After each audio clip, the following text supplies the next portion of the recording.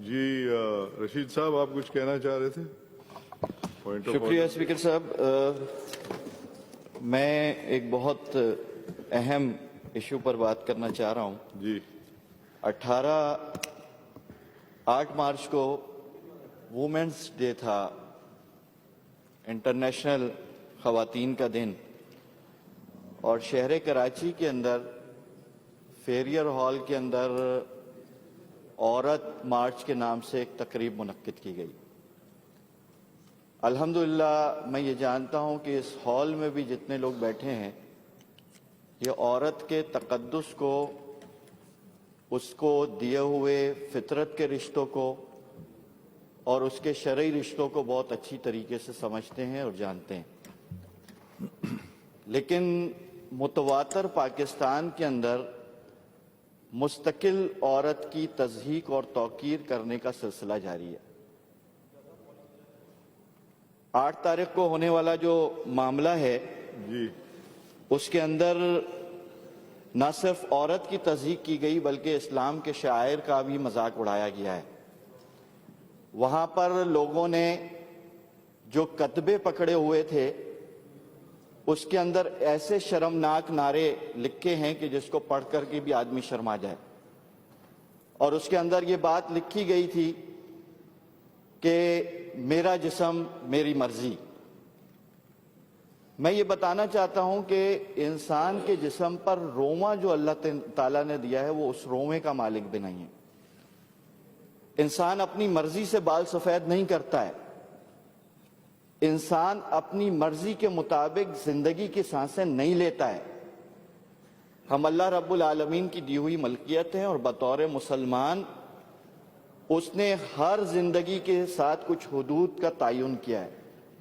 پیدائش سے وفات تک صحت اور بیماری بہت سارے عنوانات ہیں، لیکن میری سمجھ میں یہ نہیں آ رہا کہ مدینہ جیسی فلاحی ریاست کا نعرہ لگانے کے بعد حکومتیں بنتی ہیں.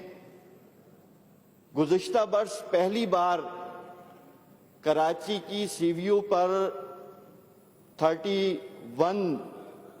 31 دسمبر کو جو بے حیائی کی گئی ہے، پاکستان کی تاریخ کے اندر سی ویو پر بے حیائی نہیں ہوئی. اور لوگوں نے وفاقی حکومت کے پرچم اپنے جسم پر لپیٹ لیے تھے اور کپڑے اتار لیے تھے. لیکن میں آپ کو اس موقع پر یہ بات میں آپ تمام لوگوں سے بہت دل کی گہرائیوں سے یہ درخواست کر رہا ہوں کہ مسلمانوں کا اگر خاندانی نظام نہیں بچے گا تو ملک کے اندر نہ کسی کی سیاست بچے گی، نہ کوئی اور کلچر بچے گا. ہم میں سے کوئی اس بات کو پسند کرنے کے لیے تیار نہیں ہے کہ ہماری ماں بیٹیاں سڑکوں پر ان قدموں کے ساتھ آئیں کہ کھانا میں گرم کر رہی ہوں، بستر تم گرم کرو. یعنی اتنے شرمناک نعرے. میں انہی لیڈیز کی توقیر اور تقدس کے لیے، دیکھیں اس وقت مسئلہ یہ ہے کہ ہم سب کو کردار ادا کرنا ہے. اگر ہم ان چیزوں کے اوپر آنکھیں بند کر کے رکھیں گے اور یہ سلسلہ چلتا رہے گا تو اس کے نتیجے میں حدود سے چیزیں تجاوز کر جائیں گی. میں آپ سے گزارش کر رہا ہوں، میں وزیر اعلیٰ سندھ سے گزارش کر رہا ہوں کہ نظریہ پاکستان اور بیانیہ پاکستان کے اندر اور آرٹیکل کے اندر ایسی چیزوں کی کوئی گنجائش نہیں ہے. تو اس طرح کی سرگرمیوں کی اجازت شہروں میں انعقاد کی دیتا کون ہے؟ کیوں نہیں کارروائی ہوتی؟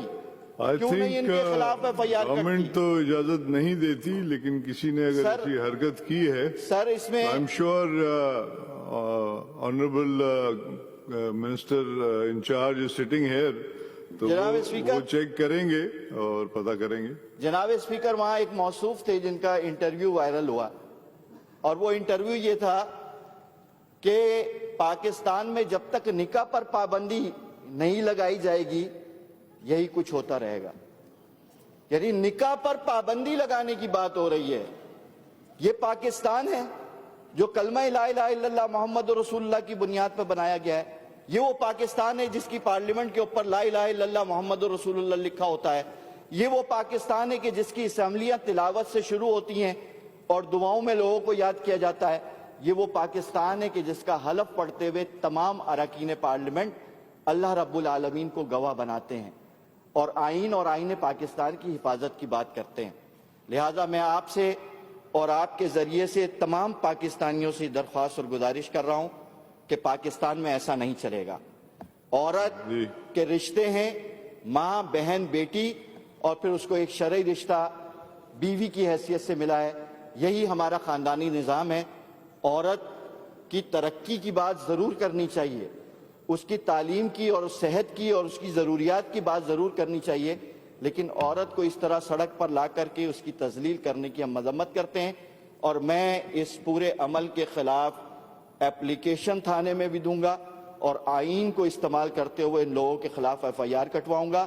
میں حکومت سندھ سے اس معاملے میں تعاون حاصل کرنا چاہتا ہوں۔ میں امید رکھتا ہوں کہ نظریہ پاکستان اور قوانین پاکستان کے مطابق آپ حضرات میرے ساتھ تعاون